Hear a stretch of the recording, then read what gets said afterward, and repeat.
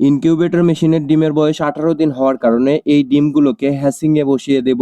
হ্যাসিং কাকে বলে এবং সেটার কাকে বলে? সেটার হচ্ছে 1 থেকে 18 দিন ডিমের বয়স হওয়া পর্যন্ত এটাকে সেটার বলে। এই সেটার সময়ে ম্যানুয়াল ইনকিউবেটরে প্রত্যেক দিন 3 থেকে 4 বার করে ডিম ঘুরিয়ে দিতে হয় এবং হ্যাসিং টাইমে এই ডিমগুলোকে ঘোরাতে হয় না। এটাকেই হ্যাসিং বলে এবং সেটার বলে। সেটার সময়ে ইনকিউবেটর মেশিনের আর্দ্রতা থাকবে 45 থেকে 60 এর মধ্যে এবং হ্যাসিং টাইমে আর্দ্রতা থাকবে ৭০ এর উপরে। এটাকেই হ্যাসিং টাইম বলে।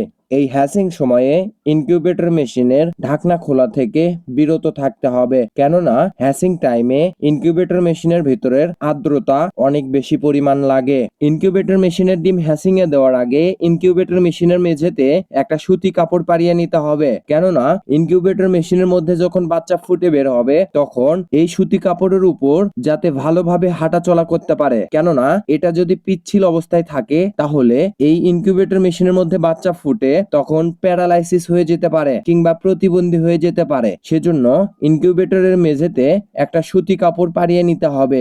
এরপর আমার যেহেতু 2 তলা সিস্টেমের খাঁচা, সেহেতু এর উপরের যে নেটটি আছে এই নেটের উপরেও সুতি কাপড় পারিয়ে নিতে হবে, কেননা এই সুতি কাপড় পারিয়ে যদি না দেয় মুরগির বাচ্চা ফুটে বের হলে এই নেটের মধ্যে এদের পা যেয়ে পা নষ্ট হয়ে যেতে পারে। সেজন্য সুতি কাপড় বিছিয়ে দিব এবং এই ইনকিউবেটর মেশিনের মাঝে দিনে 2 থেকে 3 বার সাদা পানি স্প্রে করে দিব।